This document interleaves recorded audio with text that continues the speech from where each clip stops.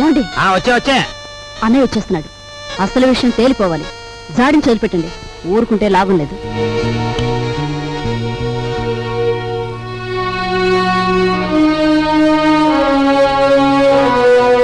బావా, నా బాకీ తీర్చడం కోసం నువ్వు పడుతున్న బాధలు చూస్తుంటే అన్న మాట నిలబెట్టుకునేందుకు అష్టకష్టాలు పడ్డ హరిశ్చంద్రుడు జ్ఞాపకం వస్తున్నాడు నాకు. ఎంతకు నువ్వు చెప్పేదేమిటి? ఏముంది, నువ్వు హరిశ్చంద్రుడివి, మా నాన్నేమో విశ్వామిత్రుడు. నేను నక్షత్రకుడిని అయిపోయాను అనవసరంగా. ఇదిగో ఇదంతా నాకు అనవసరం. నువ్వు మారువాడి దగ్గరికి వెళ్ళి అర్జెంటుగా అప్పు చేసేయి. పుట్టిన ప్రతి చోట అప్పు చేశాను బాబు. నీ ప్రయత్నాలన్నీ ఫ్లాప్ అయ్యాయి కాబట్టి ఓ సూపర్ హిట్ ఐడియా చెప్తాను. ఏమిటి? దీనికి ఆడియన్స్ అంతా కావాలి. అత్తయ్య, అక్కయ్య, నా ఓన్ వైఫ్ సావిత్రి, ఓయ్ మేనల్లుడు, ఆడియన్స్ మొత్తం వచ్చేయండి. కమాన్. బావ కష్టాలన్నీ గట్టెక్కిపోవడానికి నేను 70mm ఐడియా ఇస్తున్నాను. అందరూ జాగ్రత్తగా వినండి. పెద్దాపురం బసవయ్య గారి అమ్మాయిని మన రాజుకిచ్చి పెళ్లి చేసేస్తే వాళ్ళు భారీ ఎత్తున కట్నం ఇస్తారు. దాంతో ముందు నా కట్నం బాకీ తీర్చేయచ్చు. మన సరస్వతి పెళ్లి చేసేయచ్చు. మిగిలిన బ్యాలెన్స్ డబ్బుతో ఓ కిళ్ళి కొట్టు పెట్టుకోవచ్చు. కాకపోతే ఏంటంటే ఆ అమ్మాయికి ఓ కన్ను గుడ్డి, ఓ కాలు కుంటి. వెధవ సలహాలు ఒక నోరు మూసుకో. మా రక్తం ఓడ్చైనా సరే నీ కట్టిన డబ్బులు సెటిల్ చేస్తాం. అంతవరకు తేరగా తింటూ కూర్చో. అంతేగాని ఇంకెప్పుడు ఇలాంటి పిచ్చి పిచ్చి సలహాలు మాత్రం ఇవ్వకు. జాగ్రత్త. ఏమిటన్నయ్యా, మనిషి అంత మనిషి మీ బావని పట్టుకొని వాడంతంత మాట్లాడుతుంటే నువ్వు చూస్తూ ఊరుకుంటావా? ఒరే, పెద్దంతరం చిన్నంతరం లేకుండా ఇంటి అల్లుండి పట్టుకుని అట్ట ఎత్తి పొదేస్తే ఆడికి కాస్త గడ్డి పెట్టలేవు. లలిత, ఎండలో అలిచిపోయి వచ్చాడు, వెళ్ళి వాడికి అన్నం పెట్టు. అమ్మో అమ్మో, అయ్యో.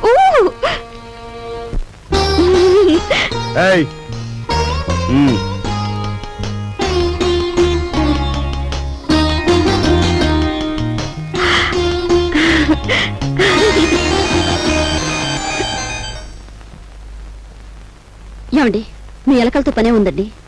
వాళ్ళు ఇంత అవమానించిన తర్వాత ఇంకా ఇక్కడ ఎందుకండి? పదండి, పోదాం. ఈ అవమానం నా ఒక్కడిది కాదు. ఆంధ్ర సీడెడ్ నైజాం ఏరియాల్లో అత్తవారిళ్లలో సెటిల్ అయిపోయిన అల్లుళ్ళందరిదీను. అసలు నన్ను అవమానించిన రాజుగాడు కాదే, మీ అన్నయ్య. ద్రౌపదీదేవి చీరల్ని దుశ్శాసనుడు లాగాడు, కానీ తప్పు వాడిది కాదు, వాడికి ఆర్డర్ వేసిన దుర్యోధనుడిది. మీ అన్నయ్య ఒక్క మాట కూడా మాడకుండా చూస్తూ ఊరుకుంటాడా? మీ అన్నయ్య నా కట్నం బాకీ తీర్చేసినా సరే నేను ఇక్కడి నుంచి కదలను. నా కక్ష తీరే వరకు ఇక్కడే ఉంటాను. ఇక మీదట విశ్వామిత్రుడు నేనే, నక్షత్రకుడు నేనే. తాళం తిప్పితే వచ్చి ఈనపెట్లు చూసాం కానీ నంబర్లు తిప్పితే వచ్చి ఈనపెట్టి నీ ఇంట్లోనే చూసాం. ఏ నంబర్ కింద ఏదెడితే పెట్టి తెరుచుకుంటుందో చెప్పేయి. నీ బెదిరింపులకు నేను లొంగను. ఆ నంబర్లు నేను చెప్పను. 4 రోజుల పాటు కడుపు కాల్చేస్తే దెమ్మ తిరిగిపోయి బొమ్మ కనిపించేస్తుంది. అప్పుడు నువ్వే చెప్తావు ఇంపాసిబుల్.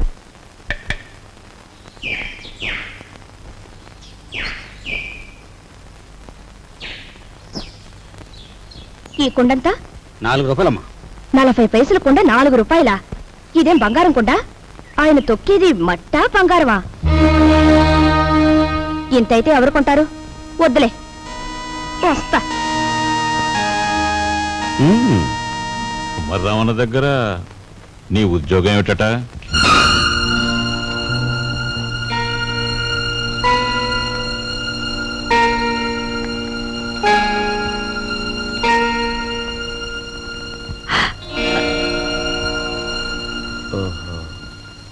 మాట్లాడమే. కుమారరావణ దగ్గర నీ ఉద్యోగం ఏమిటి? మట్టి తొక్కటం, అతను తయారు చేసిన కుండాల్ని ఎండలో ఆరబెట్టడం, కాలిన కుండాల్ని బండి మీద సెంటర్కి చేర్చడం. అది. నువ్వు చదివిన చదువేమిటి? నీ మీద మేం పెట్టుకున్న ఆశలేమిటి? నువ్వు చేసిన నిర్వాకం ఏమిటి? అతను నన్నేమీ అప్లికేషన్స్ పెట్టమనలేదు, పోస్టల్ అడ్రస్ జత చేయమనలేదు, వెధవ ప్రశ్నలు వేసి ఇంటర్వ్యూ తీసుకోలేదు, రికమెండేషన్ తెచ్చావా అడగలేదు, లంచం ఇస్తావా అడగలేదు. నన్నుగా గౌరవించి నాకు ఈ ఉద్యోగం ఇచ్చాడు. కానీ నీ పెద్ద కొడుకు మట్టి తొక్కుతున్నాడంట గాని ఊరంతా మీ నాన్నగారిని అడుగుతుంటే ఆయనకెంత నామోషిగా ఉంటుందో ఒకసారి ఆలోచించావా? అమ్మా, ఎటువంటి వంశంలో పుట్టాడు, ఎటువంటి మహారాజుకు మనవడని పెంచుకున్నాడు. అసలు నేను చెప్పేది ఏంటంటే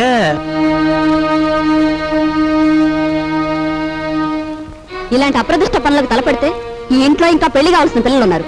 వాళ్ళని చేసుకోవడానికి ఎవడైనా ముందుకొస్తాడా? ఏ మా చెల్లెలు పెళ్లి చూపుల సమయంలో మీరు వచ్చి పెంట చేశారే, అప్పుడు లేదా ఈ అప్రదిష్ట? నాన్న, ఏమీ చెయ్యకుండా మీకు భారంగా ఉండే కంటే ఏదో ఒక పని చేసి ఇంత సంపాదించడం నా బాధ్యత అనుకున్నాను, సంపాదిస్తున్నాను.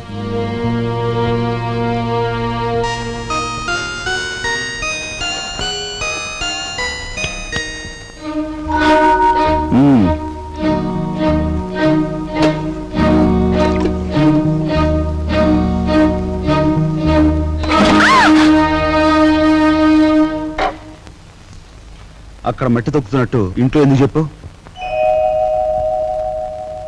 అందరూ బాధపడతారనుకున్నప్పుడు మీరెందుకు ఆ పని చేయాలి? చేశారే అనుకోండి, ఆ సంగతి చెప్పకుండా ఎందుకు దాచిపెట్టాలి? మా అమ్మా నాన్నల విషయం తెలిసిన, మా ఇంటి పరిస్థితి తెలిసిన నువ్వు ఇలా మాట్లాడు. మా ఇంట్లో సంపాదించేది మా నాన్న ఒక్కడు, తినేవాళ్ళు 10 మంది. ఆయన సంపాదించే ప్రతి రూపాయి వెనుక ఆయన పడే కష్టం, ఆవేదన నాకు తెలుసు కాబట్టి ఆయనకి ఈ విషయం తెలియకుండా దాచిపెట్టాను. కట్నం ఇవ్వలేదన్న నెపంతో ఒకవైపు నుంచి మా మావయ్య బాధ పెడుతుంటే మరోవైపు నుంచి అప్పులు వాళ్ళు బాధిస్తున్నారు.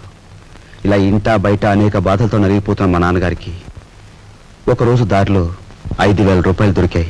మొత్తం తీసుకెళ్లి పోలీస్ స్టేషన్లో అప్పగించాను. దానిలో ఒక్క రూపాయి కూడా నేను ముట్టుకోలేదు. ఒక్క రూపాయి కూడా నేను ముట్టుకోలేదు. ఒక్క రూపాయి కూడా. ఏమండి, అసలేం జరిగిందండి? లలిత, నువ్వు ఎన్నోసార్లు నన్ను ధర్మరాజు ధర్మరాజు అంటూ ఉంటావు. కానీ ఇవాళ నీ ధర్మరాజు దొంగతనం చేశాడు. మీరు దొంగతనం చేశారా?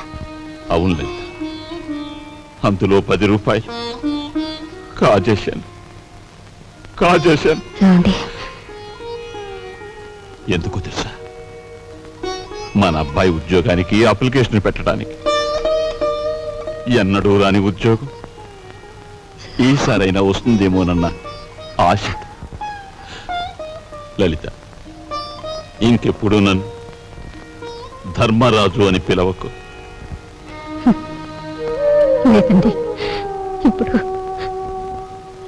మీరు నిజంగా ధర్మరాజు. అశ్వత్థామాత కుంజరహ అని ధర్మరాజు అంతటి వాడు అబద్ధం ఆడాడు. అది ఆపద్ధర్మం లలిత. ఇది ఆపద్ధర్మమేనండి. మన బిడ్డ కోసం మీరు చేసింది ఆపద్ధర్మమే. మా అందరి అవసరాలు తీర్చడానికి అంకితమైపోయిన మనిషి మా నాన్న. అలాంటి మనిషి కోసం నేను మట్టి తొక్కడమే కాదు, ముష్టెత్తుకునైనా సరే మా ఇంటి బాధ్యతను కొంతవరకైనా స్వీకరించాలా లేదా? ఇప్పుడు చెప్పు, నేను చేస్తున్న పని తప్పంటావా?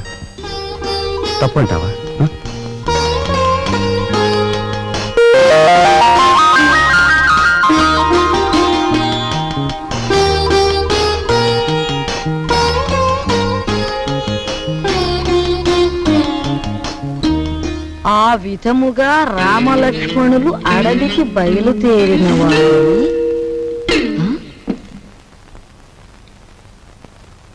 ఏంటబ్బా? ఓ చిన్న సచ్చినాడా, ఆ పెద్ద సచ్చినాడేమో మట్టి తొక్కుతున్నాడా, వీడేమో పాచి ఊడుస్తున్నాడా. వీళ్ళకి ఏం పోయే కాలం వచ్చిందమ్మా? ఇంతకీ నేను పని మనిషిని ఎందుకు పెట్టినట్టు? అబ్బాయ్, ఏంటమ్మా? నువ్వు ఆఫీస్కి వెళుతున్నావల్లే ఉంది. పెళ్లి దగ్గరకు వచ్చింది కదా, పనులన్నీ తొందరగా జరగాలి. అప్పడాలు చెయ్యాలి, వడియాలు పట్టాలి. ఓ 400 ఉంటే అమ్మాయికి ఇవ్వు. అమ్మా, ఆఫీసులో లోన్కి అప్లై చేశాను, అది రాగానే ఇస్తాను. అదేమిటన్నయ్య, అయ్యవారు వచ్చే వరకు అమావాస్య అవుతుందా? తెలిసిన వాళ్ళ దగ్గర ఏ చేబదులో తీసుకుని ఈ పని కాస్త జరిపించు. వెళ్ళిది.